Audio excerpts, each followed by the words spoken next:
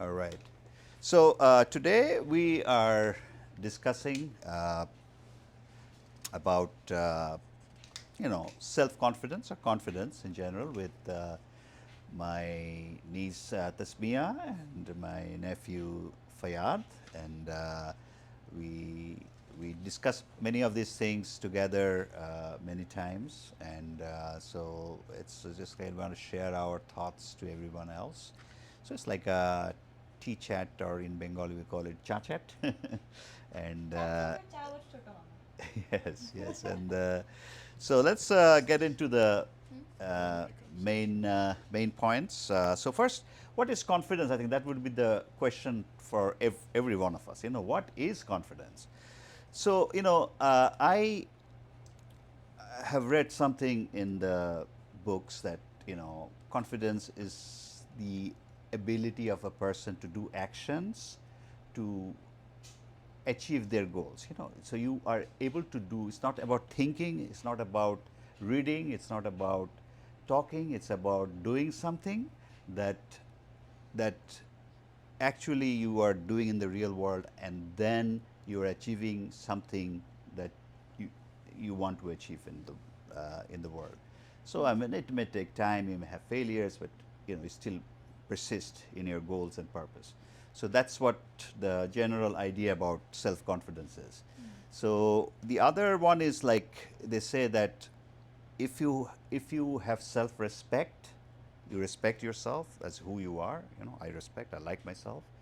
I know I can do things. I value myself for who I am. And then that's also related to self worth. So you have a sense of self worth. You're valuable, and you respect yourself for who you are.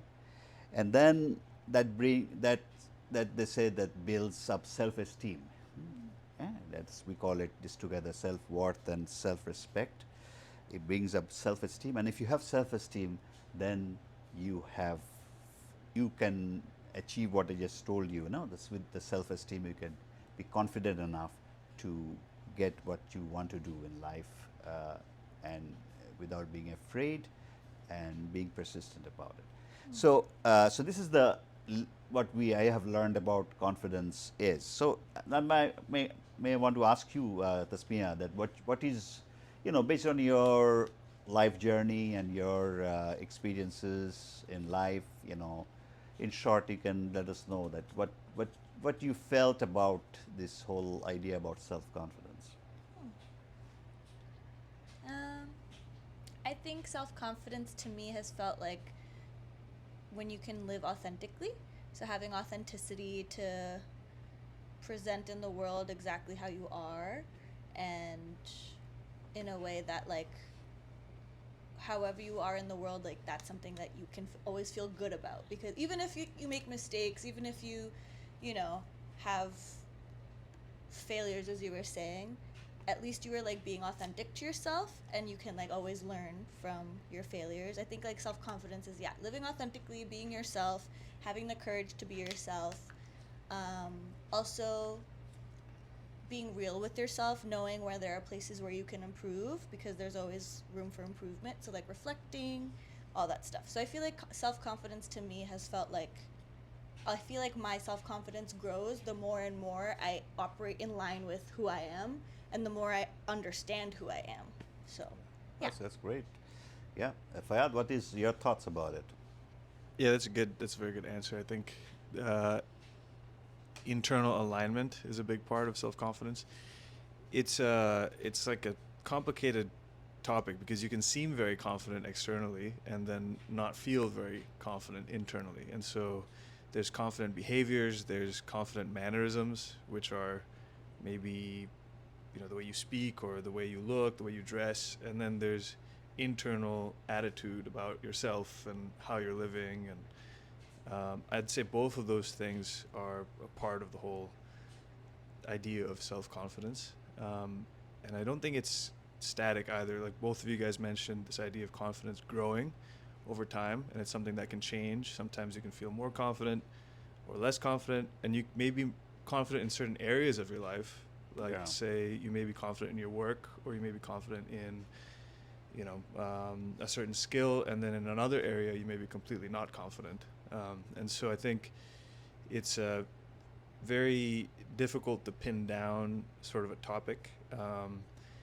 The way that I've been approaching confidence lately has been thinking about it as a practice, where a lot of confidence for me comes from understanding where my strengths are and working on areas that are weaknesses and improving those things. There's a saying that confidence is competence. I like that saying because it's this feeling that, like, if you know you can do something well, it gives you a sense of confidence. So I think practices that build up your confidence are very useful. Self-talk is important as well. That's something that Tasmiah and I talk about a lot. It's like, what are you telling yourself in your mind? Sometimes you may have all the reasons to be confident, but your sense of self-worth or self-image is pulling you down, and so you make yourself less confident for some reason, and there's a whole psychology around that. So it's a complicated topic, but I think there's a lot of interesting ways to think about it and different angles to think about it in a way that can be helpful for, depending on what you're trying to do and what you're trying to be more confident in. Okay, that's great. So just a quick clarification on Faiyad's, one of the Faiyad's things is what you mentioned is the two, you mentioned about two parts, like the inner part and the outer part. So you think these two has to be consistent to be, is there a consistency between inner part should dictate what the outer part, or these are two different things? Yeah, I think there's different philosophies on that. Some people say fake it till you make it, kind of a thing, where you just act confident until you feel confident. And I think there's a time and place for that. But there's also a time and place for being a student, let's say, or being someone who understands and is humble enough to say, I maybe don't have the reason to be super confident in this kind of a thing. For me, an easy example is something like martial arts, where if you're a beginner and you come into a space where you're training with people who are very expert in what they're doing and you act very confident, I think that can be very misplaced, and can hold you back. And so I think there's a difference between confidence, and this is maybe something we'll talk about more later, is overconfidence versus confidence and what is the healthy amount. Yeah. But I think confidence is not mutually exclusive with being humble, for example, or being willing to learn, or even you can be a confident beginner. You can be a confident person but still accept that you're not good at something or that you have a lot to learn. So so I think getting to your point around like the internal and external and where does it come from, again, I think it's a little bit of an interplay where it can be both. Sometimes you can embody more confidence just by acting more confident, and sometimes I think you have to find something within, or it comes more internally. Okay, so you're basically saying there may be two parts. The one part is through actions you develop the confidence. The other part is self-talk through which you, or also through actions, you develop a sense of self-worth and about yourself, and you self-reflect, as Tasmiah says, through self-reflection. Others, we didn't. None of us is born to be, in a perfect families or perfect environment, so we have to kind of if you want to develop it, we'll have to go through that self-reflection and things like that. So one clarification from Tasmiah's side is, you mentioned about being authentic, so what do you see as a trait of an authentic person? I think being an authentic person is something that only the individual knows whether or not they're being authentic. I don't think you can look at someone and be like, oh, they're being an authentic person, because I have no idea what they're feeling on the inside. I don't know exactly what's going on with them. I don't know if their actions are in alignment with who they are. So I think to me, being authentic is something that you can only determine for yourself. But yeah, I think being authentic is having a lot of self-trust. To me, like Faiyad's, like, self-confidence equals XYZ. I think for me, self-confidence equals like self-trust. Like, if you trust yourself to, like, know that even if yeah, I'm not good at XYZ, or I don't know how to do this, or I really know how to do this.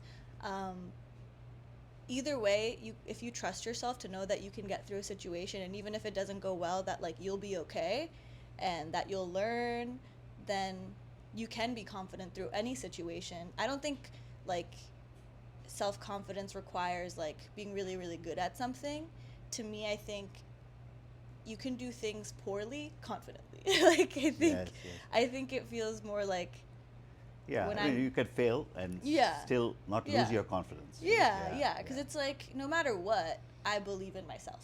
Right, right. Maybe like that self belief, self trust. So I think just acting once again in alignment, that's only something that you yourself would know. Okay, so that brings to the next point is, what is like we all have different types of values, right? So we believe in, some people believe in individualism, some people believe in family, some people may believe in love, and some people no, we don't believe in love, materialism is important. So we have so many different types of beliefs. Some people think that you have to all the time we have to be truthful. Some people think no, some cases we may not need to be. Uh, some people wants to follow the rules, but only when the policeman is there, and and then when that's not there, they don't follow the rules. So this kind of all kind of syndrome is there. So, what do you think to have a healthy self confidence? What kind of first of all, whether people needs to have values, to have specific values that they know that these are the things that are valuable to them. These are the areas these are the boundaries of their life. These are the things that dictates how you want to interact with life. So, if that is important, and if we have those values, then how do you think that value is connected to self confidence? Uh, yeah, Fayad. Yeah, I think Tasmiah mentioned this before. Like, knowing yourself is likely a big part of being self-confident or having confidence. And I don't think it matters what your values are necessarily, specifically, but I think knowing what your values are and what your priorities are, what you want, what you don't want, it's an important prerequisite, I think, to having a sense of confidence. Otherwise, I can imagine it's easy to feel lost or kind of confused and overwhelmed as you're engaging with life and trying to make decisions and all of that. And so when we think about values, usually we think about, the value of honesty you mentioned, or hard work, or, integrity, these kinds of things. But we can see in our world that there's some people with high degrees of confidence who don't seem to have any of those kinds of values. A lot of political leaders are like that, where they're extremely confident. Yeah. And in fact, Confidently bad. yeah, well, but they know what they know what they're good at. They know what they want. Yeah. I think they understand themselves very well. They accept themselves completely as they are, and I think Yeah. then unabashedly, then they move forward and they do whatever they want to do, and they call a con man a confidence man Yeah. for a reason. So I think there's a dark confidence that can come from that side of things, but those people understand themselves well. So for me, I think it's a little agnostic of what your specific values are, but the idea that you have to understand yourself and know what you want, I think, is a core piece of confidence. So to clarify one point, so you say the con people may also have confidence, and so do you think those people have a different set of values, or they don't have any values? Yeah, that's a good, interesting question. That's a more philosophical question. Yeah, I think they have a different set of values. I think they value power, or they may value, you know, power, whether it's financial power, or cultural power, political power, whatever, or they may value, a sense of, feeding their ego and just feeling, I don't know, like Yeah. immediate gratification, or Yeah. those kinds of things. They may value hedonistic kinds of things. Those are still values. They're just not, typically we don't consider them like positive values. One life to live kind of thing. Sure. Yeah. All right. So what is your perception about these value issue, Tasmiah? Yeah, I don't know. I'm pondering. I feel like, for example, if we're thinking about a con man,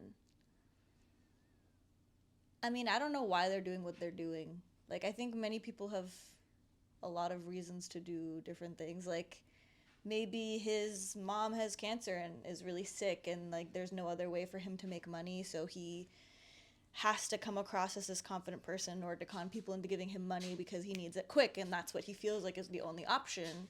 Then it's like, yeah, he's appearing really confident, but maybe on the inside he's like, oh, I can't believe I'm doing this, but like for me it feels like I have no option or whatever. So I think, yeah, once again, like I think the concept of like there's a lot of people in politics right now who seem really confident, who are like, come across in this way and are like unabashedly themselves. So I guess it's like, yeah, it's like regardless of whatever your values are, you can always appear confident. But I think, again, like kind of like true self confidence, it depends on what your definition is. But maybe on the inside, who knows if they're like really feeling great about what they're doing. And if that's not the case, if they're not feeling that great, then to them, I don't even know what that concept would be. Like, oh, everybody on the outside thinks I'm so confident, but on the inside, I'm feeling like very weird about what I'm doing. So then what does that mean? I don't really know. But yeah, I guess I think you would have to act in alignment with your morals and your values in order to like probably feel really good about what you're doing and therefore like confidently doing things.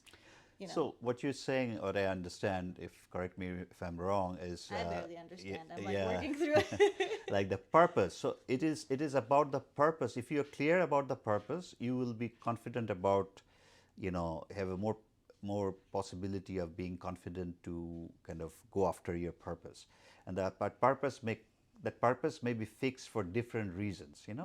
Some maybe some their purpose is basically moving through some priority values in life, and how in every sphere of their life there could be like con man type of values, purpose, and they are looking at those kind of things to kind of self-focused values. And then there could be people who are in trouble that they had to kind of no choice kind of purpose.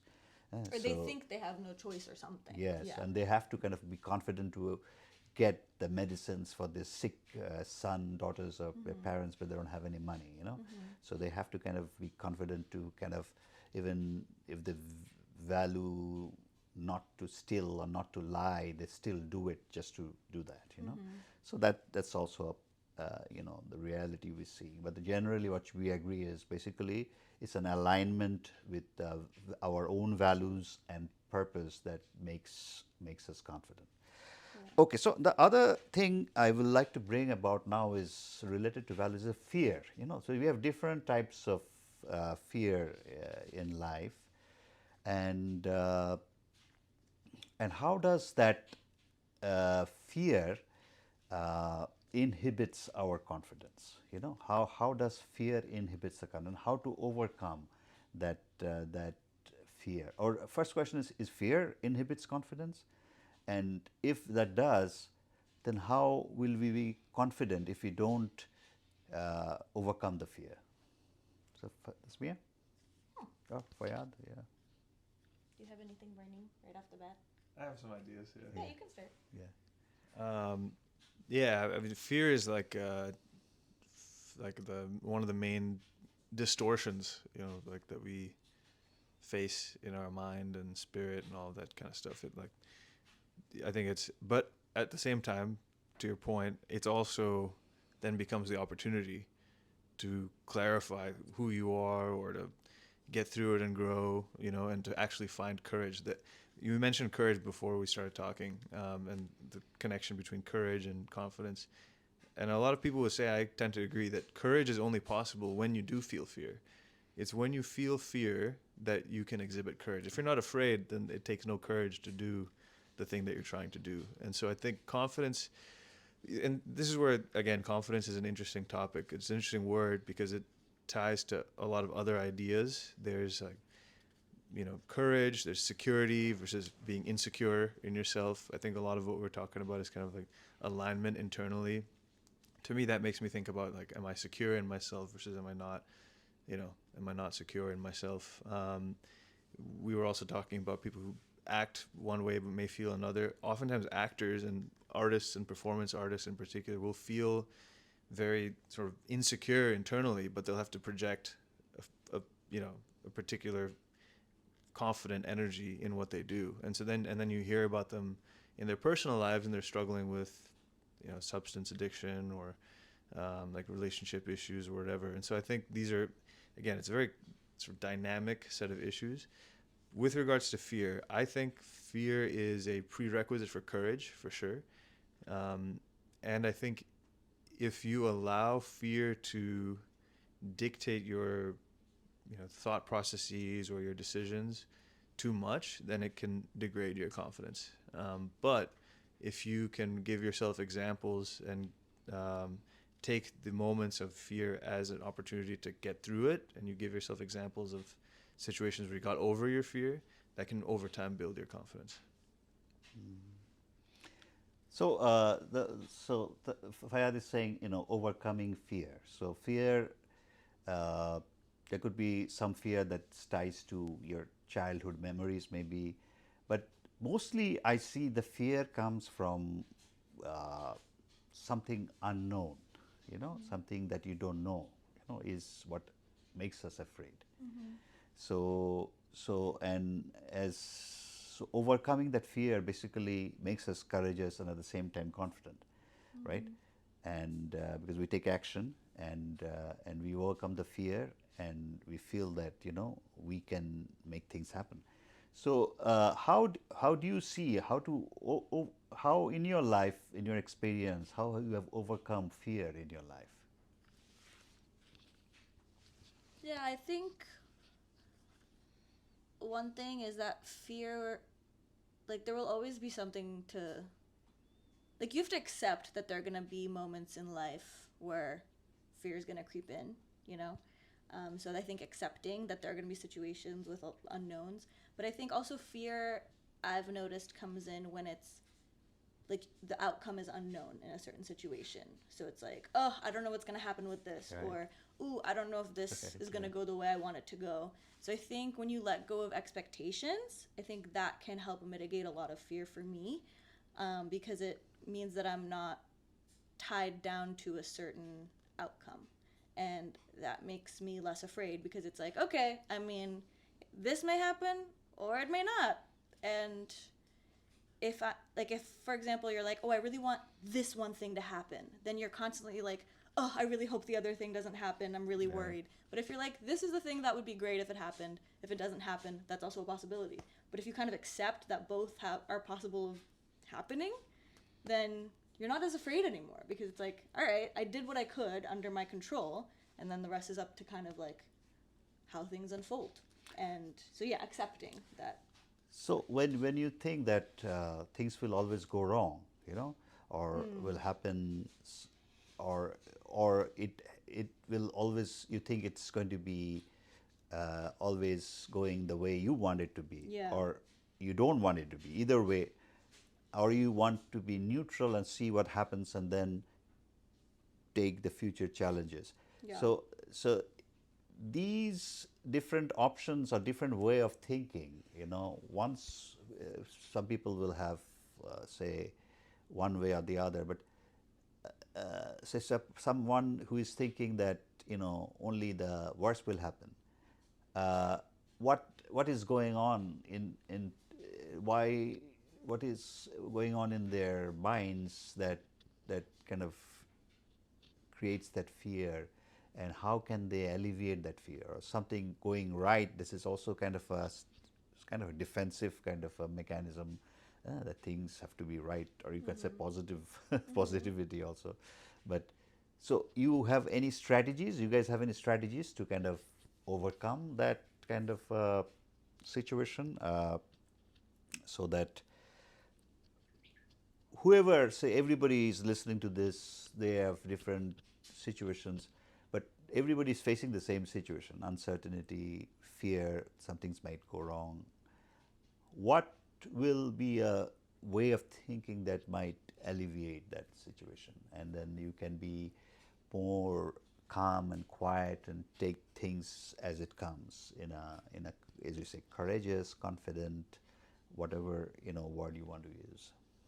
I think two things that I think have thought about practicing or have thought about over the last few months when it comes to fear is like, number one, you do what you can in a situation. Like, you try your best and you do everything that in your power reasonably to make things go the way you want them to. But then after that, you kind of have to throw your hands up in the air and you're like, I did what I could, but a lot of things are out of my control. So like accepting that. But when you try your best, at least then you know that, okay, I did everything in my power, and then whatever happens happens.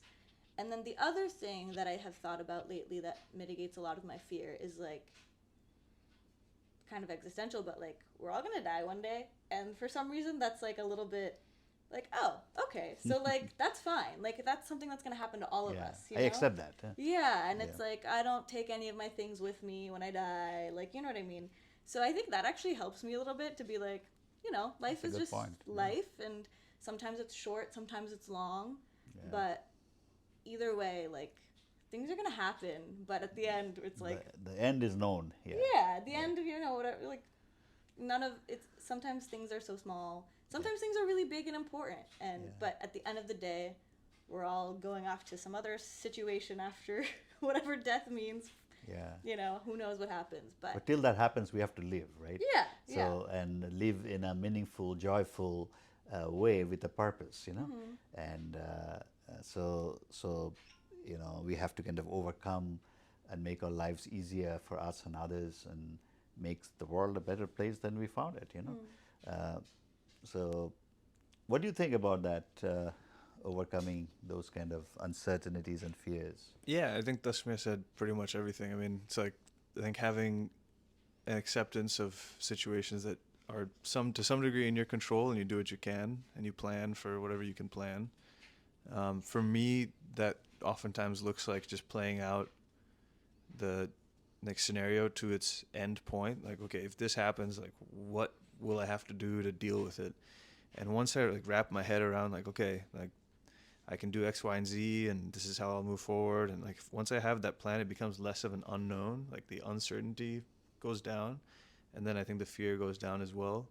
So that, thinking through and just doing what you can, I think is like very practical. And then on the more like high level side, it's pretty much exactly what Tasmiah said. I think just having a more zoomed out perspective on Big picture perspective. life, and like, we didn't choose where we were born. We don't have there's no winning in life at the end of the day, in that kind of like a way. I think you just have to enjoy the ride as you go, and find ways to make sense of things, and find meaning and joy, just like you said.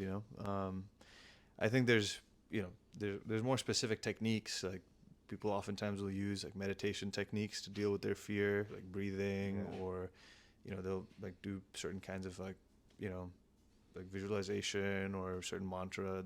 That's like more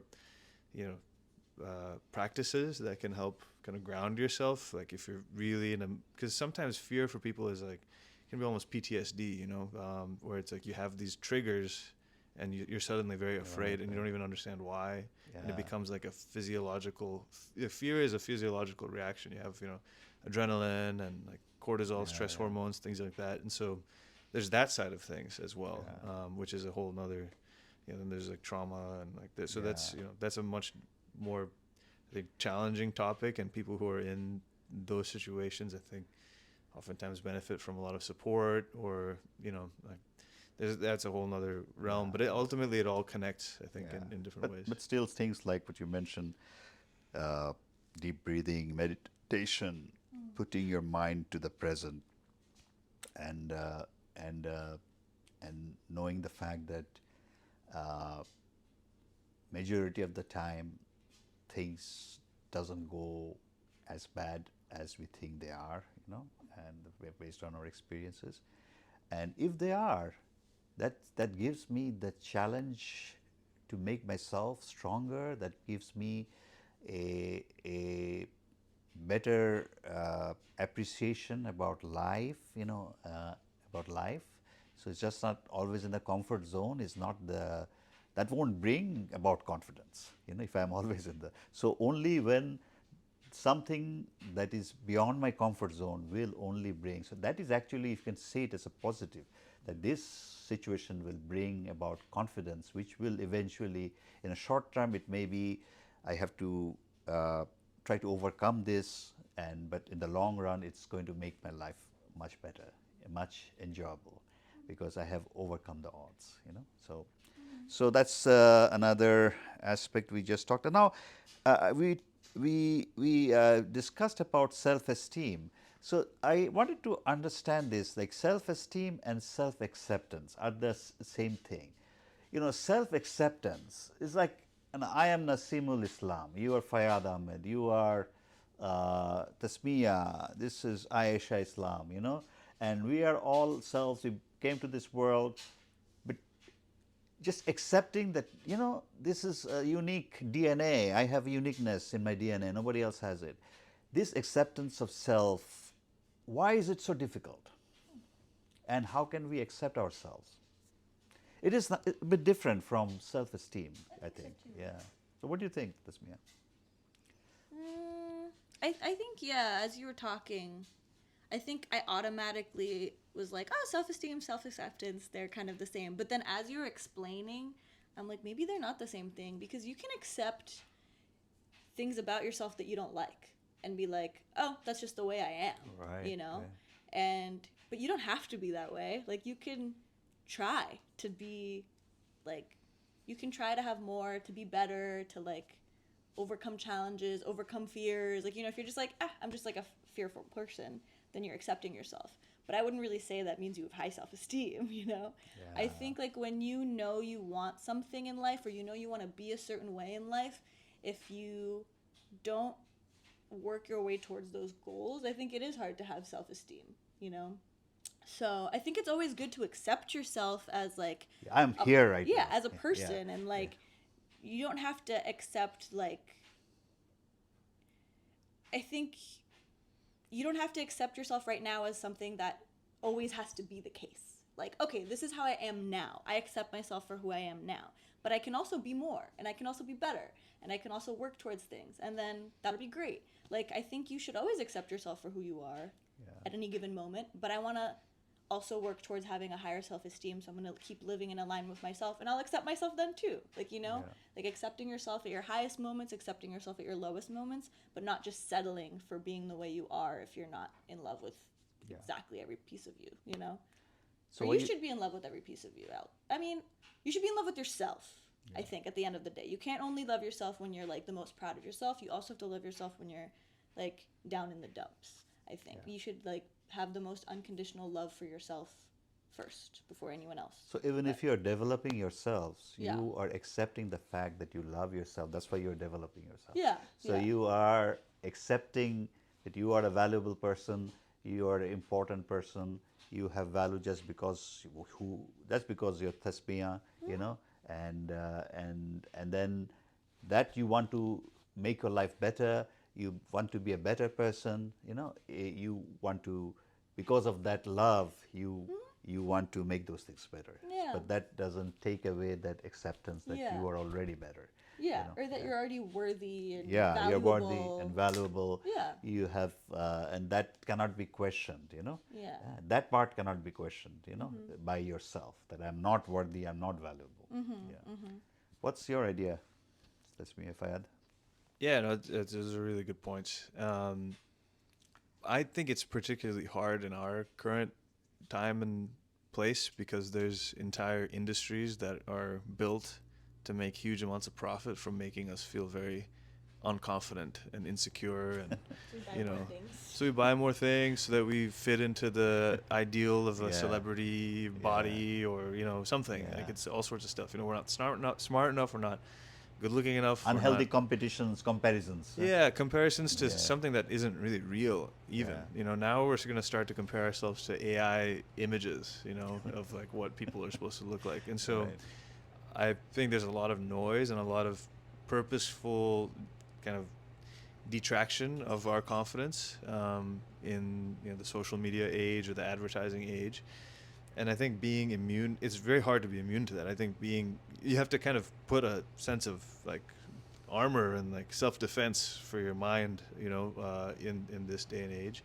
And I think that applies to the people around you as well. Like if you're in an environment that is like extremely materialistic and you're not making a certain amount of money or whatever, or you don't have a certain kind of car or something, then you're going to feel a certain way. And so I think being mindful of whether it's content online or what people or what kind of culture or like environment you put yourself in, I think is a piece of that. That's a whole nother topic as well. That I don't know if it's very easy for people these days. I mean, it's like we're kind of born in it. It's almost like the Matrix, where like you have to really sort of like liberate yourself from the expectations that like society and other people are putting on you. And even then, even once you've done that, it's still hard to keep it that way. It's easy to like sort of slip back into that. So I think that's a piece of why I think people struggle with these kinds of things. And I think to the piece around love and like self-love, like self-love, I think is hard it was hard for me to understand for a long time, because I think it was like, oh, how am I gonna, like when I think about giving someone else love, it feels like, oh, giving them a hug, being warm, being kind, like almost like giving like puppy, a certain kind of love. And sometimes I think for me, the way that love like might be a little more like tough love, where it's like, because I love myself, I'm not gonna just be lovey-dovey and everything's fine. Like, because I care about myself, I'm gonna, to your point, like push myself to try and be better, to like that, I hold myself to a higher standard, or try and like take steps to improve myself day by day. And that might not be like the way that I would give love to someone else, but it's at least like based in a feeling of like, I want to experience a better way of being, or I deserve something better than like the life that I'm creating for myself now. And so self-love is it may look different from the way that you give other people love, and it may feel a little bit different as well. So self-love, one thing we can say, people who are trying to improve themselves, they making their lives better, own lives better, being self-aware of their strengths, their weaknesses, and areas of dissatisfaction, they actually have a lot of self-acceptance and self-love. We can kind of say in some ways that. Maybe it's a process, because I think there are parts of ourselves that sometimes are very hard to accept. Like there's parts of my story or my like personality or whatever that they're hard to accept. I have to accept them, but I'm not always accepting of them, and sometimes I'm fighting them, and that creates a internal conflict, and that may make me less confident in some ways. And so even if I'm on this path of improving, like sometimes I may not accept those things. I'm not saying if that's good or bad. It's just, I think we're always like kind of in a process. So the way I'll just give you my spill on that. So the way I handle it about it, that is, in my life journey, a long period of this life journey, I felt that I felt confused. Like, is something about me not right? That it seems like a lot of people are not behaving similar to me, or they're not like me. If I do this way, everybody doesn't do it this way, am I doing it right? That kind of confusion, that kind of questions. So, and I think part of it came from my not knowing who am I. And I think so that I think it's a self-awareness is a big part of self-acceptance. And once you can separate one person, I try to separate like what I've been taught, what my religion taught me, what my parents taught me, what my school taught me, what my political beliefs taught me. If I want to separate that and see that who am I, what truly makes me happy, or truly makes me tick, brings the best out of me. What are those things? When I focused on that, then I think I started to accept myself. So So that's, I think, is a very important journey. As you say, this is a journey, is a process, because we are so much bombarded with so many different ideas, and our brain is like a computer, is registering everything, and so, and we don't know which part is us and which part is somebody else. So separate it, and then knowing this is who you are, then it's much easier. Now I can accept. Now I say, oh, if I'm doing this, everybody may not like it, but I am this way. So I know this is my way. I have no confusion. I'm happy about it. So, oh, okay. So I think we can come to the end of this. I think it will still register. I think, yeah, yeah. Your microphone is still on. Oh, okay. So we can actually hand it over to each other, this microphone. And so finally, I think, yeah. I just want to respond to what you just said because I think your whole explanation of how you like became comfortable with yourself and became more confident through like self-awareness and separating other people's ideas of you or what other people taught you to be, like all of those things I think is very similar to like my how I've been learning about myself over the last 3 years. I think living alone was something that really helped me do just that. Like, okay, now it's just me. Like, I've been operating in a certain way. I've been saying I like this thing. I've been saying that this is who I am. But is that really because that's how I want to be, or those things I like because I like, or is it because that's what I was taught to like, or that's because you know, exactly like you said, parents, religion, culture, community, all those things can influence and make you like, I don't know, it kind of like trains you, conditions you to like behave in certain ways and think that that's the way you are. And sometimes that is the way you are. If you can like live authentically your whole life or through those things, that's great. But for me, I think I really needed to live alone to start separating those things from like, oh, what do I like to, like, for example, how I like to dress. Like, I don't know, I feel like I dressed in certain ways for a lot of my life because there were, I don't know, like I thought that I had to be a certain way, or like, I wanted to kind of create a little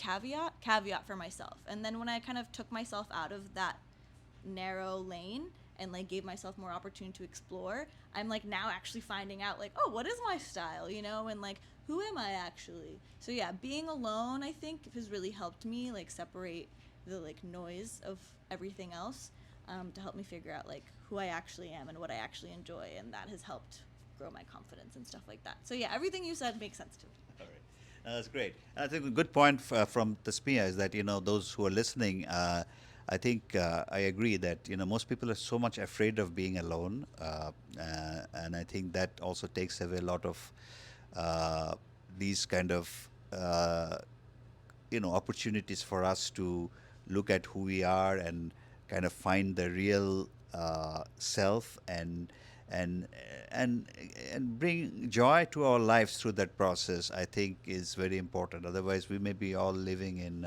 somebody else's life map.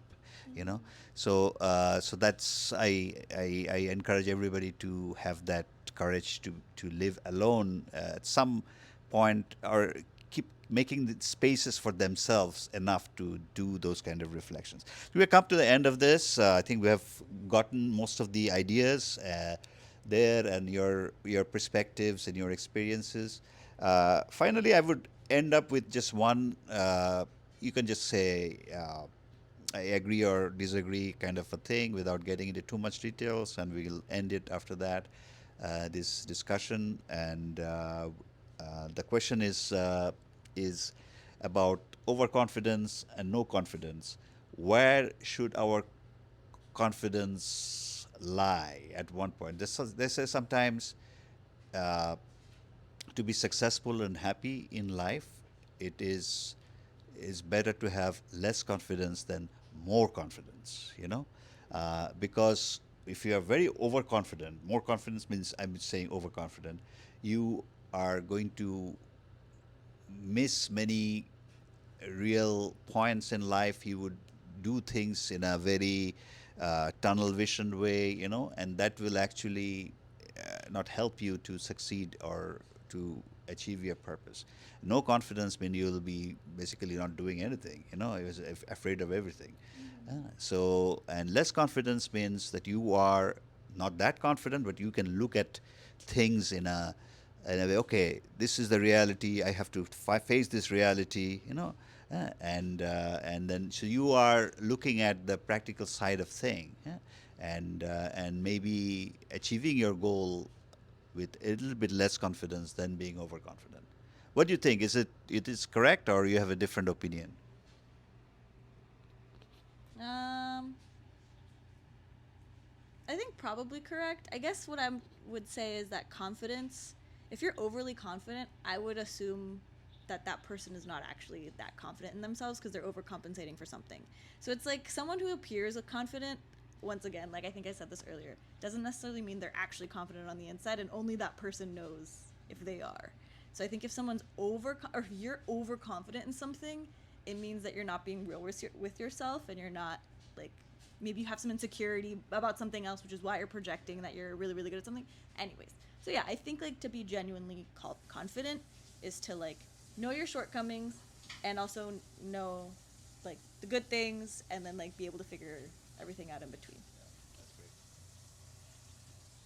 Yeah, I agree. I think it's probably easier to grow into a healthy sense of confidence from a place of less confidence, because you will find those opportunities to learn and sort of discover and grow as you go. Whereas if you're overconfident, I mean, I think I agree that I think that probably means you're overcompensating for something. But in our culture, I think we reward overconfidence oftentimes, and so you will really have to fail hard and like be slapped in the face very hard by life in order to come out of that. I think so. Oftentimes, I think it'll probably be harder to grow from a place of overconfidence. But I think the word that comes to mind is the sort of place where you want to try and land is a sense of deep confidence, which is the way that we've been talking about. It's like outward expression, but also like inner attitude and feeling. And I think that probably comes from a more spiritual type of a place as well. And that kind of opens a whole different can of worms. But I think if you have a trust in yourself and in a trust in the way things are and the way that the universe unfolds, I think it's there's a certain kind of a quieter confidence and a deeper confidence that can come from that. Thank you. I think we need to also have something to say about our friends and families and communities. Maybe we can also get your a short answer about whether there is a family, friends, communities, whether they have a role to about building our confidence, or we have a role to play with them so that our confidence levels becomes higher, or better. Is there anything you can think along that lines? Something you said earlier was like you encourage people to have courage, and encourage literally has the word courage in it, which I thought was interesting. I never thought about that before. But encouraging someone is trying to like instill this sense of courage and like uplifting and empowering someone, giving someone power as an outsider. And I think yeah, like having people in your life who you love, when they tell you like, yeah, even though you messed up in this, or that didn't go well, or you didn't handle the situation right, that's okay. Just like you're still like you're gonna be okay, and you're fine right now, and just like reflect and keep going. So like when you have people in your life who can give you that and who are there for you, I think that's awesome. And some people don't have that, and you have to, I think in every situation you have to give that to yourself, because people can tell you over and over again, you're great, you're great, you're great, don't worry, like you got this, keep going. You won't be able to unless you actually believe it yourself. So I think it's awesome if you have a community who can like tell you those things, but really it's about when you believe it yourself that things can start happening. Yeah, I agree. Yeah, this is not much more to say. Yeah, yeah. I think that's it. I think who you are around and all that kind of stuff is like so important. But at the end of the day, it's like what's inside. But yeah, I mean, I think we're all very lucky that we have. Like I mean, the three of us at least, and 98 too. Like we have people in our lives that care about us, that want us to succeed, that are willing to support us, you know, and that's like a big part of it. But it doesn't necessarily mean that you're going to be confident. You know, I think there's a process of like self ownership that I think you can't skip, and that's where like the real confidence comes from. And one last thing I'll say is like I think we also fall into a lot of cultural norms around what confidence looks like. I think confidence can look very different from what we expect it might look like. Someone who walks and talks a certain way, or you know, looks a certain way, like that isn't necessarily confidence. I think confidence can be very like quiet and in the background and unnoticed, but it can still be very strong and confident as well. So yeah. Thanks a lot. I think we had a great discussion, right? Yeah, and I think it's an important topic. I think confidence brings about true joy to us and to others, and it makes our life. Living our life meaningful, so that's why all the things we have discussed today, uh, hopefully will help all of us to ponder and reflect and have a confident and fulfilling life. Maybe we can ask people in the comments to write something about what Y- they think about confidence. Yes, yes, yeah. I think Tasmia mentions that if you have any comments in this YouTube video that you would like to make, we'll look at them as a team, and then we can maybe respond where some interesting thoughts are presented. Thank you very much. We can conclude this. Thank you. Faiyad, you can Thanks, team. end the session.